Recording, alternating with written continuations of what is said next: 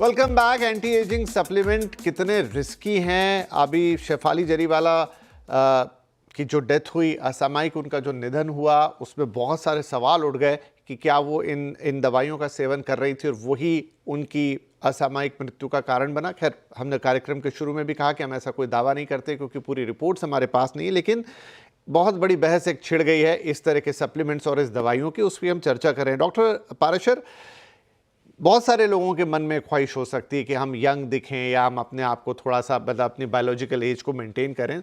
क्या उसको सही तरीके से करने का या प्रॉपर वे में करने का भी कोई तरीका है? मतलब वो किया जा सकता है?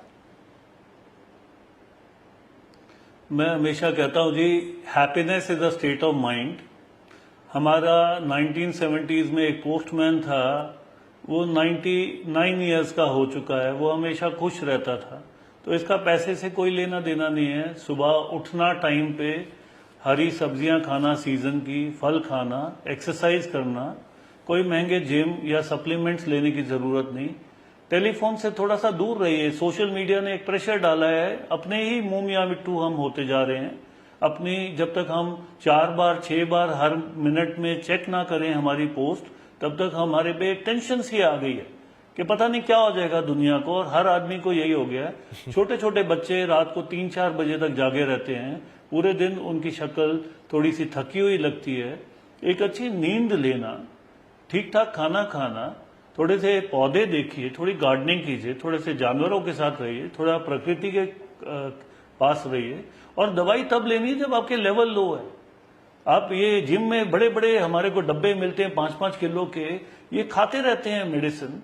कब शुरू करनी है दवाई, कब खत्म करनी है? लिवर किडनी के थ्रू जा रही है दवाई, आपके मेजर ऑर्गन्स को इफेक्ट कर सकती है।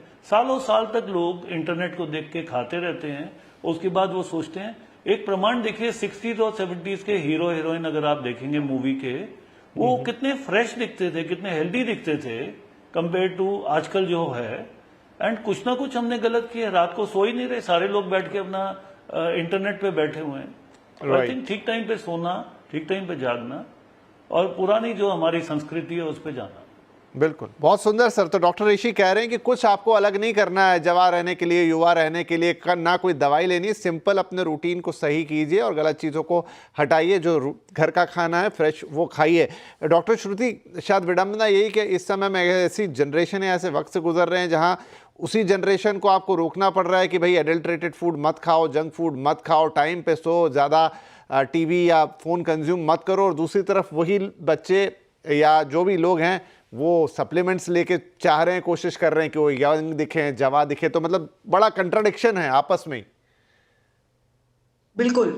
तो आई थिंक डॉक्टर ऋषि का जवाब बहुत खूबसूरत है, और हमें कुछ भी नहीं करना है। जो हम तेंदुलकर को मैच खेलते हुए देखते हैं और उसको बोलते हैं play on natural game. That's what you have to do in your life, just play on natural game. Time से सोना, टाइम इस पे जितना भी हम स्ट्रेस दें कम है। It can never be overemphasised how important it is कि हम सुबह क्या एक समय है 4:30 से 5:30 बजे, और रात को 10 से 11 के बीच, ये दोनों टाइम हमारी स्लीप के लिए बहुत वाइटल होता है। इन दोनों टाइम में आपका सोना बहुत जरूरी है। उस समय अगर आप जाग रहे हैं, आपको वेट गेन भी होगा, एजिंग भी होगी, and this is a scientifically proven fact. इसी तरह हेल्दी खाना, जो आपकी, जैसे उन्होंने कहा सीजन की सब्जियां, आपको प्रोटीन खाना है। आपके खाने में इतना सारा प्रोटीन उपलब्ध है, you just have to make the right choices. You don't need protein supplements. I am by making choices in my ICU patients, managing to achieve protein intake of 2 grams per kilogram in a day. That means एक 70 kilo का इंसान 120 से 140 gram protein अपनी diet में ले पा रहा है। तो ये कुछ मुश्किल नहीं है। हमें हर चीज के लिए सप्लीमेंट्स की जरूरत नहीं है।